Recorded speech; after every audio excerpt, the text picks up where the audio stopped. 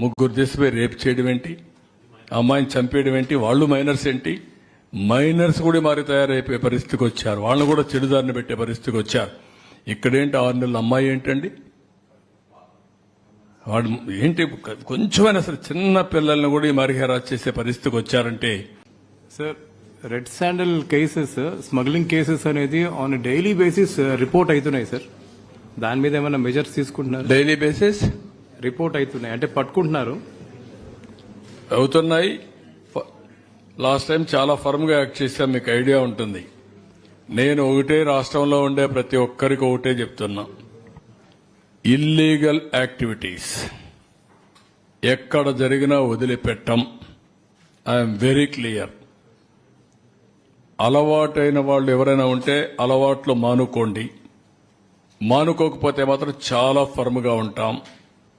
రెండోది, గంజాయి మత్తులో లేకుంటే మద్యం మత్తులో ఇష్టానుసారంగా ఆడబిడ్డలపైన అత్యాచారాలు చేయడం, నేరాలు చేయడం, గంజాయి దాగి రోడ్డు మీద పడడం, ఇవి చేస్తే మాత్రం చాలా జాగ్రత్తగా ఉండండి. మళ్లీ మళ్లీ వార్నింగ్ ఇస్తున్నా. ఒకసారి చెప్పా, రెండోసారి చెప్పా, మూడోసారి చెప్పా, రేపు ఏం చేయాలనో కఠినంగా వ్యవహరించి చేసి చూపిస్తాం. హెచ్చరిక చేస్తున్నా రాష్ట్రంలో ప్రతి ఒక్కరికి, యాంటీ సోషల్ ఎలిమెంట్స్ కి అందరికీ హెచ్చరిక చేస్తున్నాం. అందుకే ఈరోజు జరిగిన నంద్యాలలో జరిగిన ఇన్సిడెంట్ కానీ, అదే మరి ఈస్ట్ గోదావరిలో శ్రీకాకుళంలో జరిగిన ఇన్సిడెంట్ కానీ చాలా సర్వసభ్యం సమాజం చీకొట్టే సందర్భాలు ఇవి.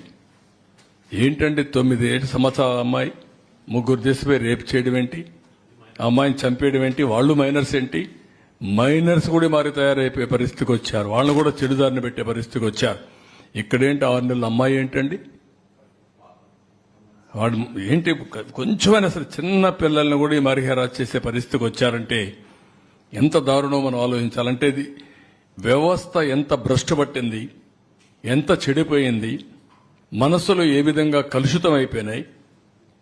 ఒక్కొక్కరు ఎట్లా తయారయ్యారంటే ఒక ఉన్మాదుల మారిగా తయారయ్యే పరిస్థితికి వచ్చారు. దీనికి కారణం గడిచిన 5 సంవత్సరాలు. దీన్ని చాలా గట్టిగా వార్నింగ్ ఇస్తున్నా. ఎవరికైనా ఇంకా మత్తుంటే మాత్రం షాక్ ట్రీట్మెంట్ తప్పదు మీకు.